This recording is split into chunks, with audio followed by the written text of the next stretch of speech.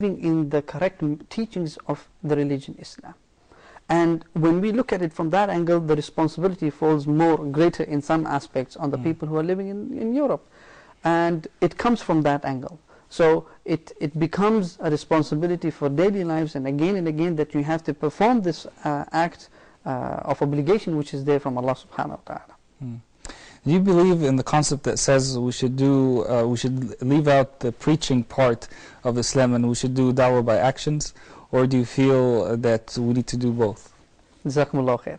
I think we have to understand that when Allah subhanahu wa ta'ala tells in the Quran that and he was talking to Prophet ﷺ that قُلْ هَذِهِ سَبِيلِ أُدْعُ إِلَى اللَّهِ عَلَى بَصِيرٍ, that say this is my way and I called you with certain knowledge.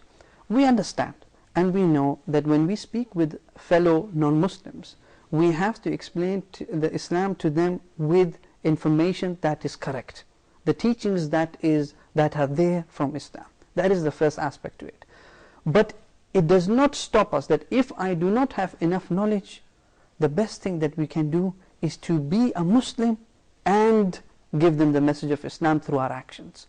So it goes both ways. We don't limit ourselves to the fact that, okay, we have to have the knowledge and give it. No, it can be from this angle and it can be from the other angle as well. And we will talk about the practical steps that we can take in order to give the message of Islam while not having a discussion or so. Speaking about the issue of knowledge, a lot of people say, okay, I lack the Islamic knowledge, I barely know the 5 pillars of Islam, I barely practice Islam. Why should I, why should I invite other people to Islam? Should I not just worry about my actions and try to be a good Muslim and try to treat people nicely, and that way they're going to come into Islam?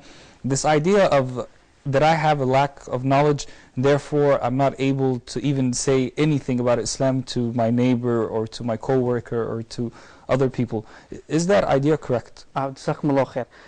We know and we look at the hadith of Prophet ﷺ, بلغوا عني مني عن الآية, بلغوا عني ولو آية, بلغوا عني ولو آية, that convey from me even if it is an ayah, and even if it is one.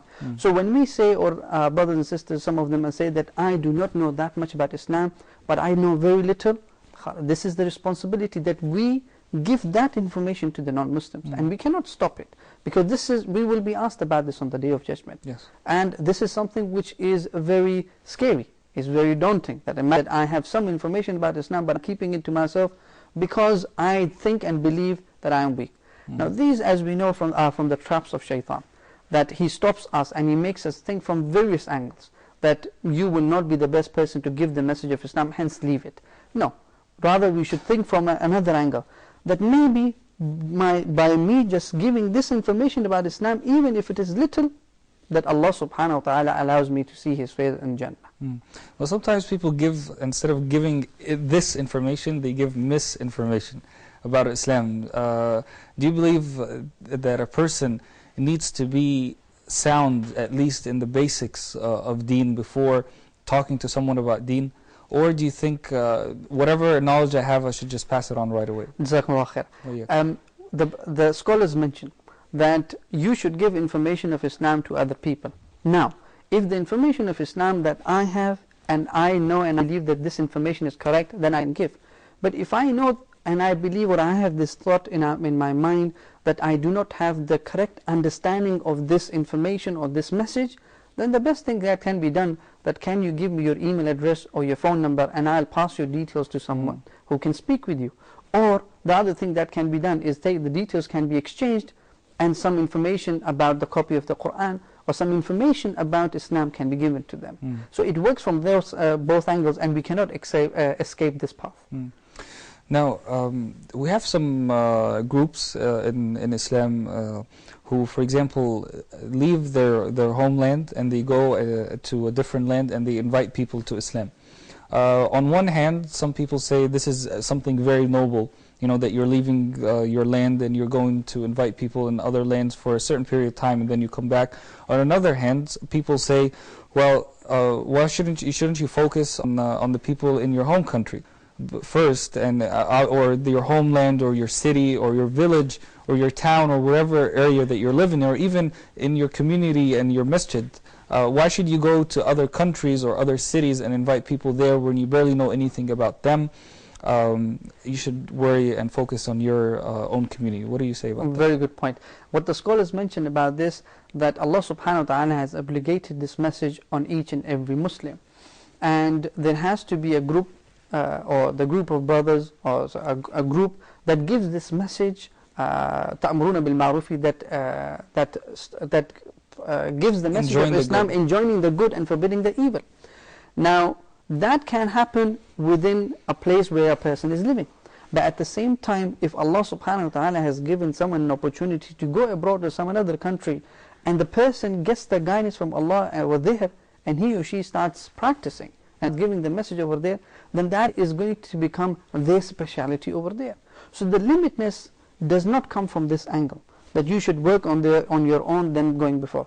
The most important person, as we know, in our daily lives is me by myself, because I will be questioned about what I do on the Day of Judgment. And that is how I to look at it. Yes, taban.